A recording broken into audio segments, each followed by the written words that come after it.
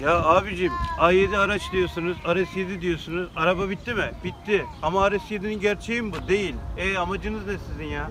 Ben anlamıyorum ki ya kardeşim ya. Abi kapat şunu ya.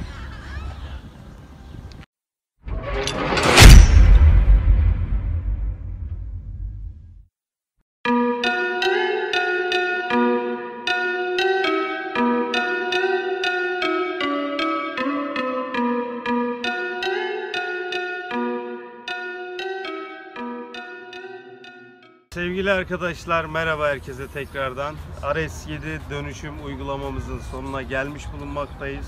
Aracımızın kaplaması, tampon seti uygulamamız, parlak siyah jant boyama ve detaylarımız, egzoz sistemi ve görsellerle sizlerin karşısında olacağız.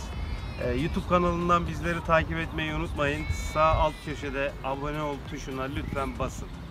Yani elinizle değil, mouse'la. Mouse'la böyle tık veya gerçi parmakla da oluyor. Şu şekil var ya, laptop olan arkadaşlar bilir. Yani şöyle. Görüşürüz.